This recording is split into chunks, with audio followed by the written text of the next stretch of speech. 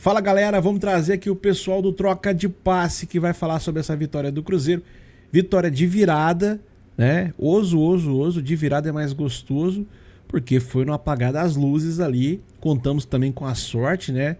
Uma boa jogada, passou de pé em pé ali, mas a finalização do Matheus Pereira houve um desvio que acabou ajudando ali no gol. E o Cruzeiro, no apagar das luzes, conseguiu a virada, 2-1, 3 pontos na conta, 2 pontinhos do terceiro colocado e 8 pontinhos, 9, né? 9 pontinhos do líder Palmeiras, cara. Tamo perto, hein? Tamo chegando. Tá confiante? Dá pra brigar pelo título? Comenta aí se você acredita que dá pra brigar pelo título ou não. Vamos aqui acompanhar o pessoal do Troca de Passe e a gente vai também comentando no decorrer do vídeo. Deixa o like se você tá feliz com essa vitória do Cabuloso, beleza? Vamos começar a conversar um pouquinho, eu, você, Ramon, os amigos do Troca de Passes, você aí de casa que quiser participar com a gente, porque foram dois tempos bem distintos, né? Assim como já havia acontecido no Maracanã, no jogo da Libertadores, o Flamengo faz um primeiro tempo muito bom, só que a diferença é que no Maracanã o Cruzeiro melhorou no segundo tempo pelos primeiros 20 minutos do segundo tempo e depois o Flamengo voltou a equilibrar e controlar o jogo. Hoje não, o segundo tempo do Flamengo não foi ruim, mas o Cruzeiro cresceu demais e foi melhor que o Flamengo na segunda parte, pelo menos, né, Coutinho? Sim, por mais que a gente tenha essa forma, que acho que é correta de contar o jogo mesmo, da gente diferenciar os tempos, eu acho que a diferença, a principal diferença do Flamengo, para mim, no jogo de hoje, foi não ter uma marcação tão forte, tão eficiente no campo de ataque. Mesmo no momento que o Flamengo era melhor em campo, mesmo ao longo da primeira etapa, basicamente toda, o Cruzeiro conseguia progredir, conseguia trocar passes dentro do campo do Flamengo. A diferença é que quando o Flamengo fazia isso, fazia com muita precisão, né? A mobilidade dos 4 jogadores de ataque ali chamou muita atenção. A maneira como o Pedro se oferecia muitas vezes para receber de costas no pivô e gerar espaço para que os demais jogadores de meio ataque atacassem a profundidade ou criassem uma tabela, os laterais chegando também, Varela chegando muito pelo lado direito no primeiro tempo, Arrascaeta, Samuel Lino, as combinações saindo com muita naturalidade. O Cruzeiro até em alguns momentos tentou a mesma coisa que fez no Maracanã no segundo tempo, subir pressão de forma individual, né? Sem sobra na defesa, e pagou muito caro por isso em várias jogadas, tanto que tanto o Fabrício Bruno quanto o João Marcelo receberam cartão amarelo no primeiro tempo, freando jogadas desse tipo, né? Que foram vencidos ali num duelo individual e que o jogador do Flamengo sairia na cara do gol. Então acho que o ponto negativo do Flamengo no jogo hoje, para mim, é o trabalho sem bola. O Flamengo não conseguiu fazer a mesma pressão que fez no Maracanã com eficiência ainda no primeiro tempo, quando era superior, e na segunda etapa mais ainda. Aí vai entrar um montão de coisa, né?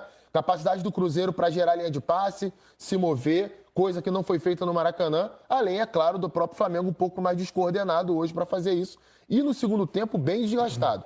Achei que o Flamengo, na segunda etapa ali, após o intervalo, baixou bastante o ritmo físico e foram 15 finalizações do Cruzeiro só no segundo tempo. É um número muito alto. Mas eu acho que assim, a derrota do Flamengo, né, a vitória, claro que tem a Isso é uma coisa que me surpreendeu bastante. 15 finalizações no segundo tempo. 15 finalizações no segundo tempo é uma coisa impressionante. O Cruzeiro não tem essa média, né? Não é um time que finaliza muito e ele conseguiu fazer 15 finalizações no Flamengo, né?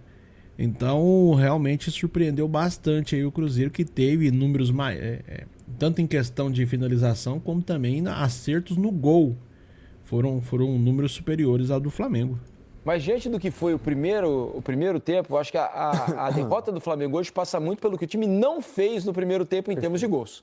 Porque a superioridade que o Flamengo teve e o espaço que o Flamengo conseguiu criar na defesa do Cruzeiro, o conforto que os jogadores do Flamengo tinham para trabalhar a bola no campo de ataque na primeira parte, as chances que teve, o Pedro pede um gol, né, muito claro assim, podia ter aberto o placar antes, o Flamengo pecou ao não fazer uma vantagem maior no primeiro tempo, porque ela certamente, ou muito provavelmente, teria levado o Flamengo à vitória, né? Assim como foi no Maracanã, né? Também no jogo de quarta-feira. É verdade. O Flamengo fez um excelente primeiro tempo, criou possibilidades para fazer um 2-0, um 3-0 e acabou não fazendo, né? Esse lance do Pedro, né? Que até para mim ele tinha que ter virado o pé pro Arrascaeta. Eram 3 contra 2. Mas ele estava de frente, né, Ramon? Pô, mas o Arrascaeta estava sozinho. Ele já tinha visto o Arrasca ali. Se ele vira o pé, era gol. Acabou perdendo o gol, enfim. Se O fizesse lance também... do segundo tempo, você está falando. Do primeiro. tempo. Quando dois zagueiros dão um carrinho, Para mim, ele tinha que ter virado o pé, porque todo mundo fechou no Pedro, o Arrascaeta estava sozinho.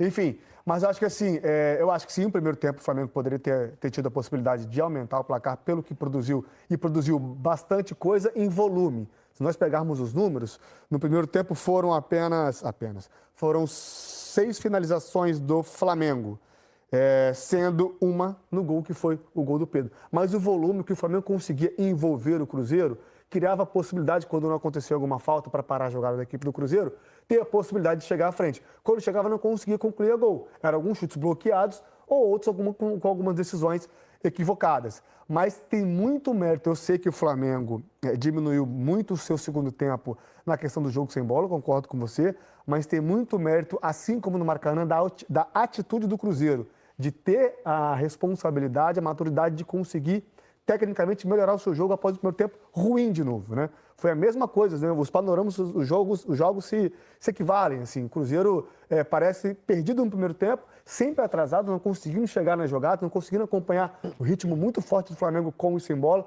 No segundo, com a bola um pouco mais no pé, conseguiu envolver, conseguiu jogar. Matheus Henrique, Matheus Pereira começou a participar. A entrada do Wesley, para mim, melhorou um pouco a questão da dinâmica do movimento, principalmente do lado esquerdo. Né? Arroio muito bem. Arroio muito bem, mais uma vez, faz mais um golaço. Tem muito mérito do Cruzeiro nesse segundo tempo aí. Agora é curioso, né? Se a gente for pegar como parâmetro esses jogos entre Cruzeiro e Flamengo, especialmente nos 2 últimos, dos 3, é incrível como o Cruzeiro, teoricamente, com seus principais jogadores, com todo mundo em campo, primeiro tempo, ele não tem conseguido fazer o seu jogo fluir de uma maneira, né, natural, como costuma fazer em outros jogos, né?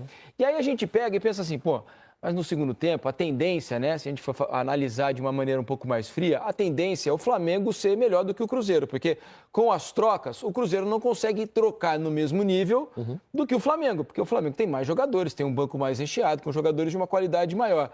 Só que, surpreendentemente, para mim, pelo menos, as trocas do Flamengo dessa vez não foram suficientes para manter o nível que o time teve no primeiro tempo.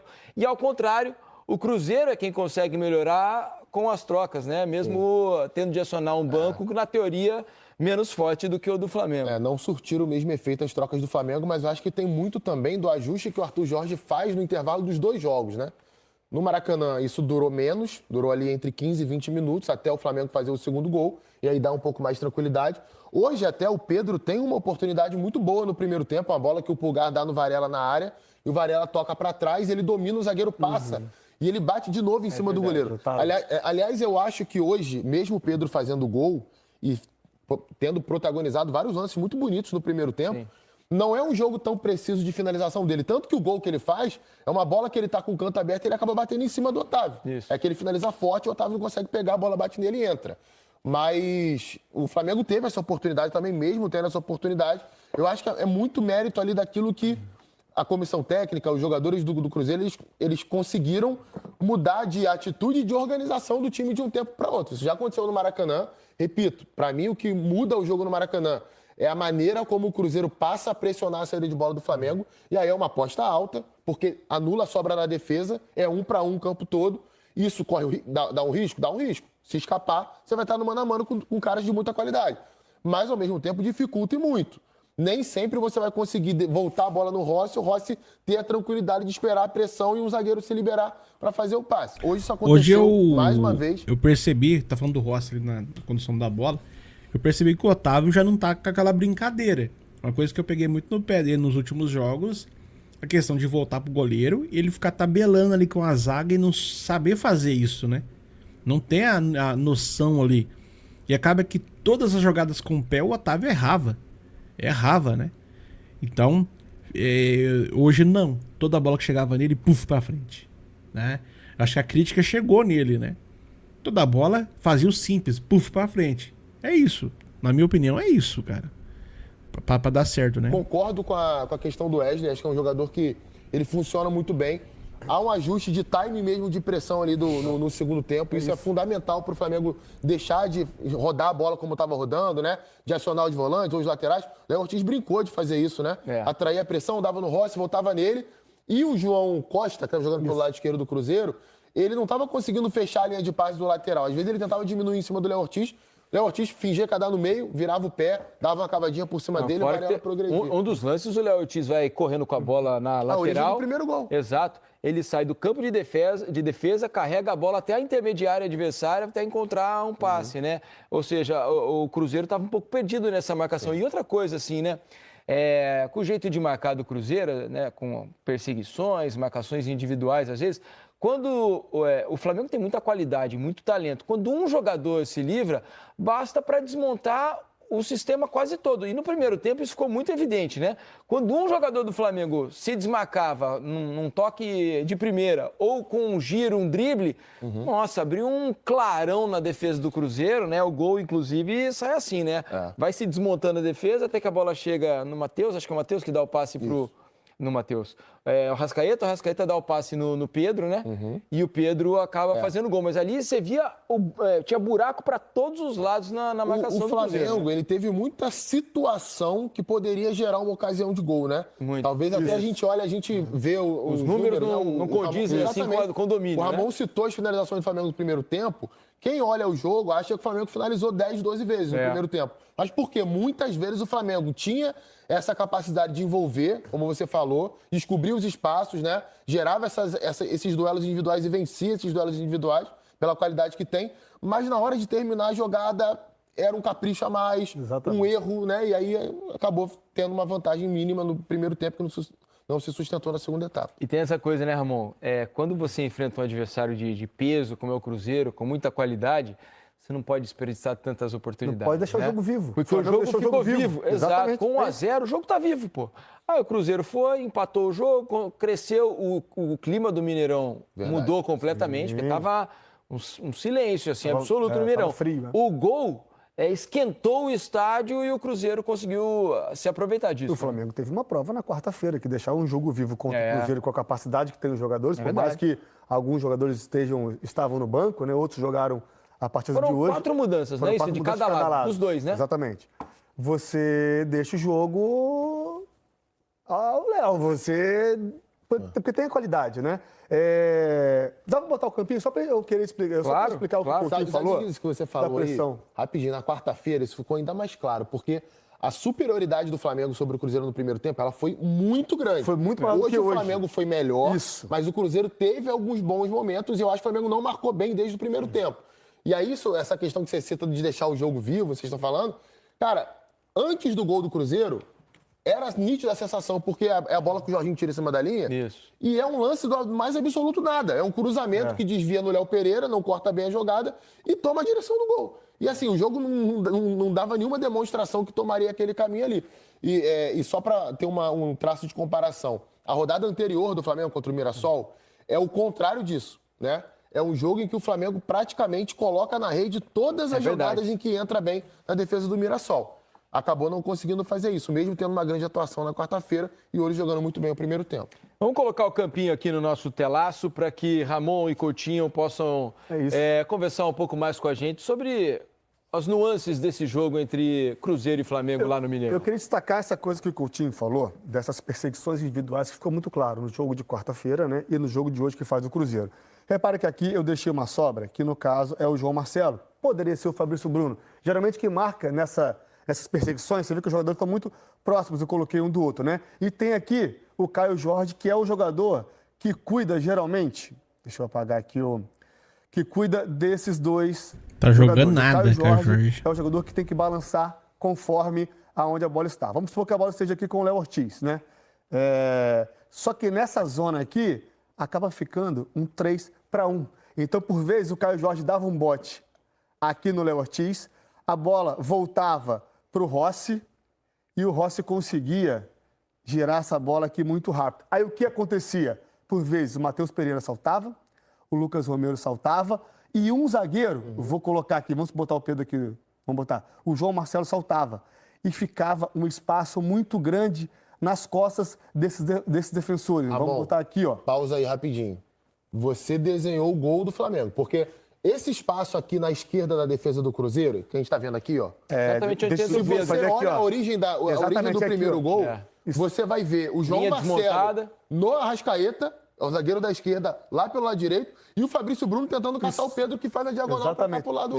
E por que isso acontece? E havia um jogador aqui embaixo, né? Aqui, ó, tinha um jogador aqui embaixo que deixou o Vidalba na dúvida se ele subia ou se ele vinha na ponta, né? Deixa eu voltar aqui para uma linha de 4 tradicional, para eu desenhar melhor, que vocês vão entender o que aconteceu nesse segundo, na verdade. Primeiro que é um passe. Um movimento que fazia o Carrascal, esse jogador, ele fazia muito esse tipo de movimento para jogar por dentro e criar uma superioridade, obviamente, nesse setor aqui para liberar a passagem do Varela. Nesse gol, nesse momento do gol, ele está exatamente aqui e causa uma dúvida no Vidalba. O Vidalba... É o Varela que estava aberto aqui? Hã? No gol era o Varela que estava aberto. Então, o Vidalba, lateral, né? ele fica na dúvida se ele sobe para pressionar o Carrascal e deixa esse corredor aqui pro Varela, ou se ele permanece posicionado, né? E deixa essa zona aqui com o Carrascal. E é isso que acontece. O Léo Ortiz está com a bola aqui, só o passe do Léo Ortiz. Ele tirou 5 jogadores, e aí o Carrascal, que já estava por dentro, recebe essa bola, o Pedro faz esse tipo de movimento para cá, acaba arrastando o João Marcelo. O João Marcelo está aqui. O João Marcelo estava com o Arrascaeta. Exatamente. E o Fabrício Bruno fica aqui vendido. E aí o que acontece? O passe entra no Arrascaeta,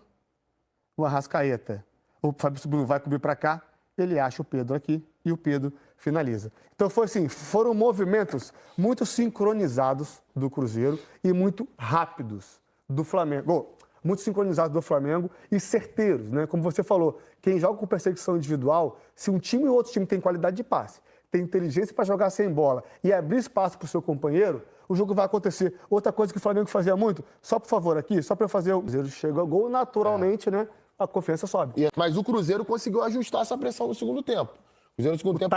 O time da pressão foi mais correto. Isso. E aí dificultou um pouco a ação.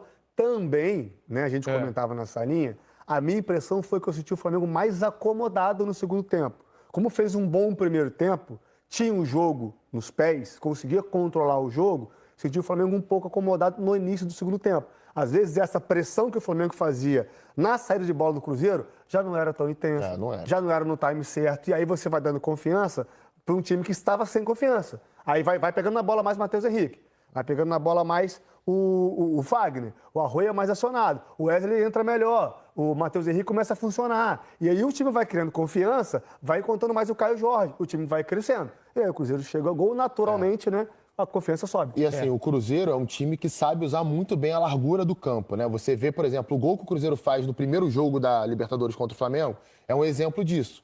Ele roda muito bem a bola de um lado ao outro. Quando você está posicionado mais à frente e não está compacto, o adversário vai achar os espaços com muita tranquilidade, como aconteceu, né? Geralmente você tem ali os dois laterais apoiando simultaneamente, ou um ponta bem aberto, o lateral atacando por dentro, e eles vão fazer essa jogada de dobradinha. Às vezes um nem toca pro outro, mas só o movimento já arrasta a dobra de marcação e libera, por exemplo, o que aconteceu com o Arroio no lance do gol hoje.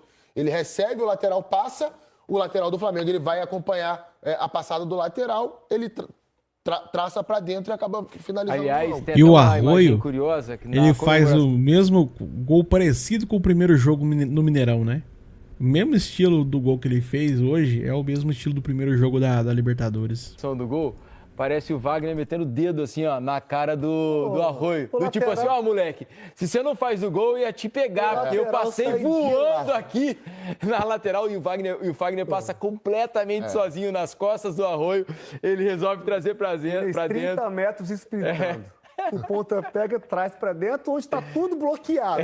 Com o lateral passando, se não faz o gol, eu vi muito. Ele deu o primeiro razão. tapa. E com razão. Só que o moleque foi lá, acertou um belo chute de novo, né? Já fez um golaço no primeiro jogo, né? Ele foi o melhor jogador do Cruzeiro pra mim nos confrontos. Aliás, eu conversava isso com o Ramon, o Coutinho, antes do programa, e é notória, assim, a evolução do Arroio, né? Sim. Se a gente pegar o Arroio que chegou ao Cruzeiro, o que ele produzia e o que ele tem produzido nessa temporada especificamente, é um crescimento claro, evidente, né? Eu acho tá que evoluindo muito. Eu acho, Diniz, que tem uma questão de adaptação melhor ao clube, ao futebol do Brasil, né, do país. Um jogador que mudou de país para trabalhar. Vários passam por isso, né? Ninguém, às vezes... Ele mudou de país 2 vezes. É, Né? Ele o sai Flamengo, do Vale, vai sim. pro Besiktas, Cruzeiro. Cara, 20 anos. O Flamengo mesmo tem um exemplo disso no elenco, que é o Samuel Lino. O Samuel Lino tá jogando claro. agora. Então o cara tá mais adaptado à cidade, ao clube, né? Talvez a família mais adaptada à cidade, fica com a cabeça mais tranquila para conseguir jogar.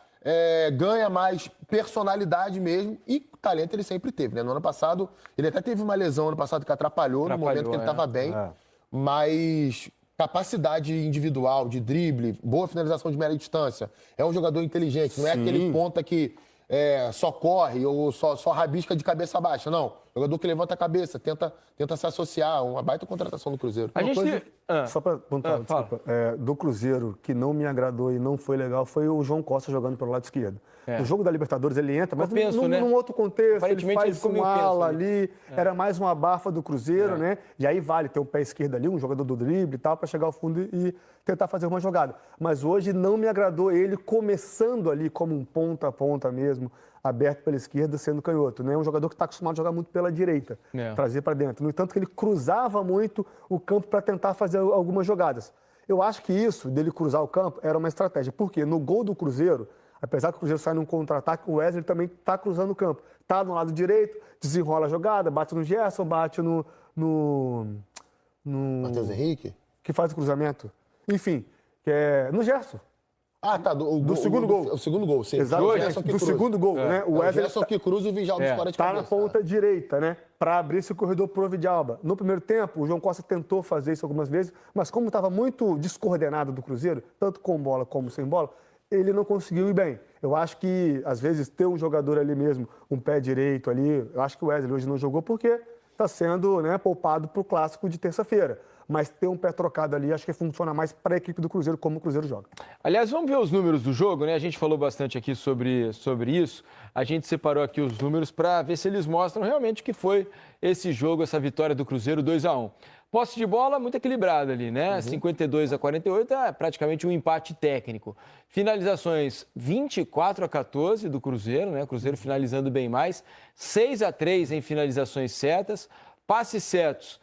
439 do Cruzeiro, 505 do Flamengo, 3-3 em escanteios, desarmes 16-13, faltas cometidas 13 do Cruzeiro, 7 do Flamengo. Veja como o segundo tempo foi os números aumentaram muito assim em termos de finalizações, porque acabou 1-0 para o Flamengo, finalizações certas, finalizações no gol, na direção do gol. O primeiro tempo acabou 1-0 para o Flamengo.